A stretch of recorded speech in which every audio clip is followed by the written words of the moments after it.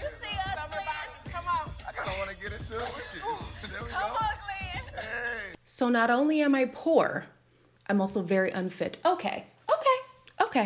It's okay. Hello, everybody, and welcome back to Taste of Reality. My name is Queenie. For those who don't know me, reviewing Selling Tampa episode 2.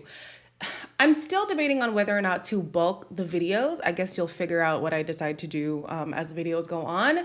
But yeah, you guys were like, nah, the girls are missing business and pleasure, Elaine, they're not about their business. You were right. Before I get into it though, please make sure to like this video, subscribe to the channel, hit the notification bell, and let's get into the review. So the next day is basically the debrief of how the realty party went. And although Sherelle was happy for the most part with the turnout, Tennille's person didn't show up, so she was a little salty about that. She was not impressed with the dress code execution. Y'all thought this was a club event, some of y'all.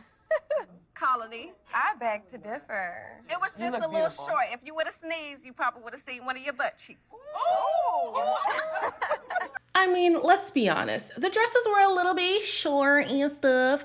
But like from the I want to call them cousins, I don't know why, but from the nieces, I'm not surprised at all. But regardless of what these women wear, like even what Tennille was wearing was a little, it was very form-fitting.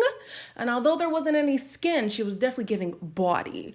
With Tennille though, she is kind of beefing back and forth with Anne because Anne's client was there before Anne was. And so Tennille took it upon herself to market the house to him, and she feels like she deserves a portion of the commission. She was late. I'm entertaining him. I had told him all the specs of the house. That tells you how late she was. So I think I need a little cut. 1%, 2%, dinner. I need something.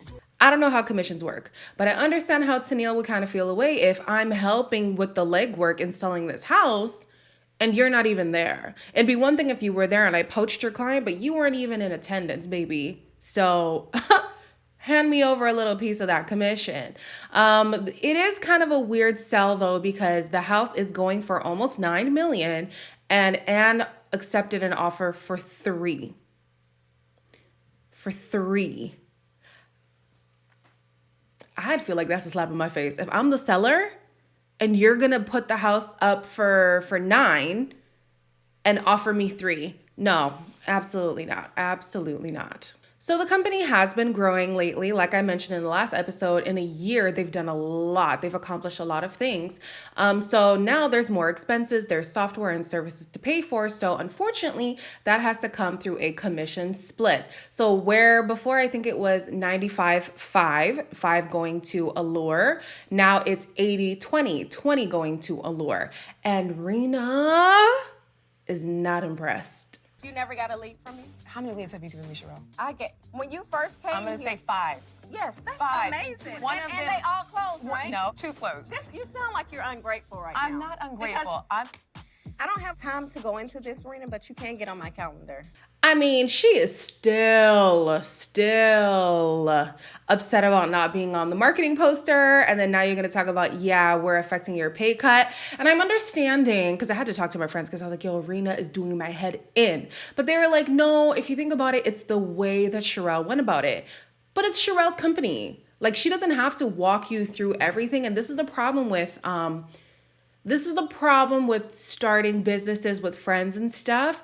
They feel like they're an integral part of the company when realistically you're still just an employee. The final say, the actual boss is Sherelle. Unless you're an executive, unless you sit at the table that makes decisions, you kind of got to go along with how things go. So yeah, Sherelle, I feel like, not Sherelle, Rena, it's understandable because you were, part of the founding fathers, if we want to say founding mothers in this case. But at the end of the day, you're not the boss. And if you don't like it, take your talents elsewhere. Later on, we see Sherelle and Carla go on their little workout session with this little trainer or whatever. And the main reason for taking Carla out was to kind of speak with her and see where she's been, because she hasn't been on her game the last, I don't even know how long, I guess year and so, because she's talking about how the pandemic really affected her business. Half of my clients fell off, and then I broke up with my high school sweetheart. We were together for 10 years. It really put me in a dark place. And I'll say that's when I realized what depression was. That's when I understood. I mean, of all the people to understand, it would be Sherelle. Sherelle has suffered with depression. She also had PTSD from being an Army vet. So she understands where Carla's coming from. However, unfortunately, when this is like a commission-based company, when it's a startup as well, you can't really, I don't want to say sympathize, but like you not pulling your weight can't fly here. It just doesn't fly. So she extends an olive branch to Carla and basically says, okay, we have this big contract with Arturo. He's a very sought out developer. I don't know why I can't speak today. He's a very sought out developer, and it'd be a really good profile boost for Allure if we secured him. He's Latino, she's Latina, you know, she can maybe schmooze him up a little bit. And I understand, you know, trying to boost her up, because Sherelle was saying, I reward my agents, whether they're doing well or not, just to give them that extra boost.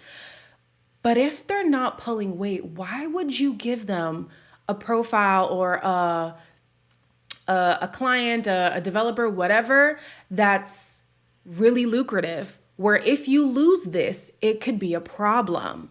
And Colony was kind of saying the same thing, where, listen, if I was working this developer, I would have sold multiple of his listings by now, and she only has one potential buyer. You know what I mean? Like, Carla, I feel like needed to prove herself a little bit more before you give her this big profile, but hey, I'm not Sherelle. Sherelle knows what she's doing.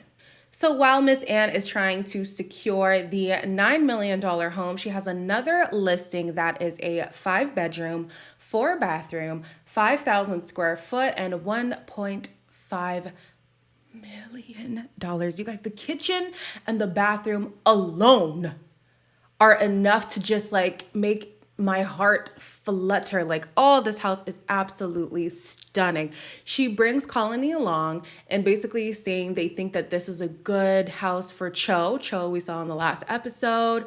But mainly they wanted to talk about Rena's reaction to the commission split and how they felt about it as well. To be honest, you won't feel the split if you're out here hustling, closing deals. It would probably help if the other ladies helped her make money, because we wouldn't be That's here. true. And me and you can't carry this whole brokerage, and we're out here hustling. Right. Like, it's like, come on, ladies. Y'all need to be producing. Make some money, because 80% of zero is going to be zero. So I guess we paying the bills. We paying the bills.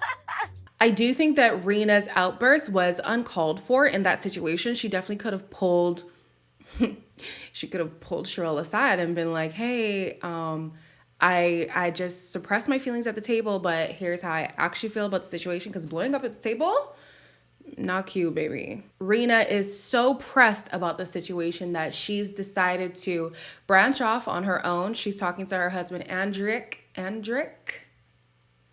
And he's also in agreement. He's like, hey, you've been there from the beginning. If it's no longer serving you, then it's time to go.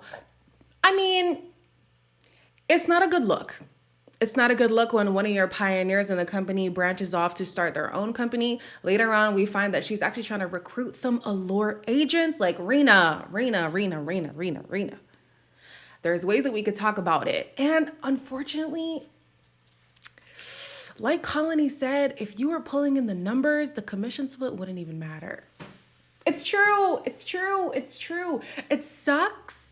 Because it's like, you're messing with my money at this point and you didn't tell us about it. You just instructed that was going to be what it's going to be. But if you're pulling your weight, I don't know. Y'all let me know in the comments. I feel like if you're pulling your weight, the 80-20 wouldn't really be that big of a deal. And you also acknowledge that it is a startup and it is minority run. There's other resources that bigger companies have that a small brokerage like Allure wouldn't have. So it takes the people to fund the new endeavors that they have. I just wanted to talk about this community. How is this a gated community? Like, I see why Arturo is a very sought out person, because if you're telling me this is a gated community and he's the person who develops houses in this community, oh my gosh. So there we had Carla, Joanna, and Sherelle scoping out the land for Arturo's development. But later on, we see Joanna grappling with the idea of whether or not to share the news of her pending divorce. She has been separated from her husband for 6 months at this point. But basically, she's weary because the real estate community and also people in Tampa, the social circles that they run in, is very small. And once people know your business, they tend to pity you. When you're working in real estate in the Tampa market, you have an image to uphold. And that's very important to me because I want to be viewed as a professional, like I have my shit together.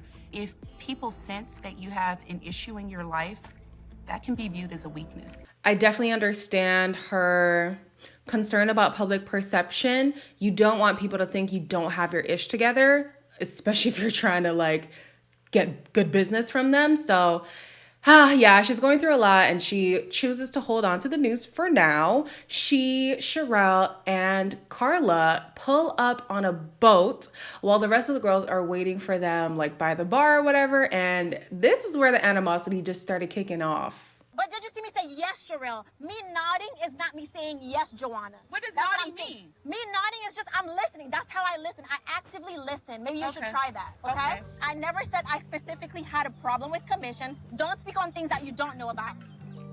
Body language is a lie, but you read it wrong. We also have Rena still going off about the commission split. She's at the table talking about, well, other agents, da-da-da-da. And Sherelle's like, what other agents? Talk to me. Y'all are all here. And they're like, oh, it's fine with me. It's fine with me. And I feel like that situation was the final nail in the coffin that made Rena be like, you know what? I'm pursuing my own brokerage because this is not flying with me. It sucks. It really, really does suck because I'm sure there are other people who felt the same but don't want to say anything just to keep the peace with Sherelle. But it is what it is. Joanna finally shares with Sherelle that she is going through a divorce and has been separated. Sherelle is one to understand. She's been through separation herself. She's currently back in the dating world with kids and all of that. So she definitely understands where Joanna is coming from. And that is where this episode ends. Anyways, as always, like, comment, share this video, and subscribe. That's how you'll really like let me know if y'all are rocking with this. If you share the videos, okay? Let your friends know, hey, Queen is doing these reviews. Come see what she's talking about so we can all kiki together. And I'll see you guys in the next one.